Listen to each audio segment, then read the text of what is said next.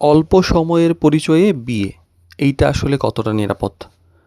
তো দ্রুত বিয়ে করা যে আসলে সমস্যা এটা নয়, বরং যাচাই বাছাই ছাড়া দ্রুত সিদ্ধান্ত নেওয়াটা ঝুঁকিপূর্ণ হতে পারে। যদি প্রয়োজনীয় বিষয়গুলো পরিষ্কারভাবে জানা, পরিবারেরগুলোর বোঝাপড়া এবং পারস্পরিক সম্মতি থাকে, তাহলে খুব কম সময়ে ভালো সিদ্ধান্ত নেওয়া সম্ভব। কিন্তু তাড়াহুড়া করে গুরুত্বপূর্ণ বিষয় যদি এড়িয়ে যাওয়া হয়, তাহলে সমস্যা দেখাতে পারে।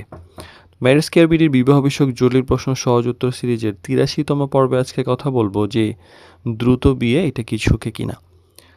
তো প্রথমত হলো যে সময় নয় বরং প্রস্তুতিটা গুরুত্বপূর্ণ।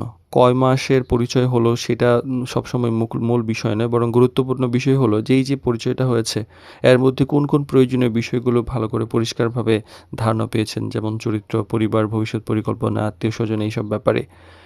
আর যাচাই না করেই সিদ্ধান্ত নেওয়াটা উচিত না। বিয়ের আগে প্রয়োজনীয় তথ্য যাচাই করা পরিণত সিদ্ধান্তের অংশ। শুধু ভালো লাগার উপর নির্ভর করা ঠিক নয়, বরং যেমন পরিবার, পেশা, অন্যান্য গুরুত্বপূর্ণ তথ্যও কিন্তু আপনি নিশ্চিত হতে পারেন।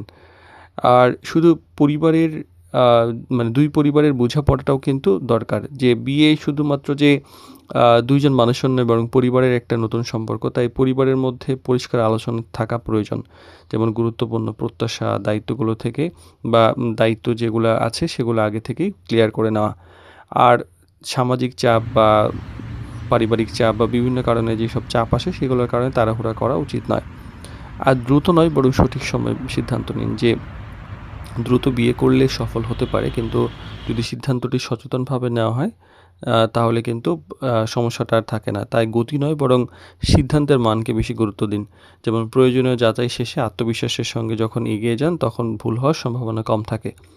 আসলে দ্রুত বিয়ে নয় বরং অপ্রস্তুত বিয়েই কিন্তু ঝুঁকিপূর্ণ। তাই সফল দাম্পত্যের ভিত্তি হলো সঠিক মানুষকে সঠিকভাবে যাচাই করে সচেতনভাবে সিদ্ধান্ত নেওয়া।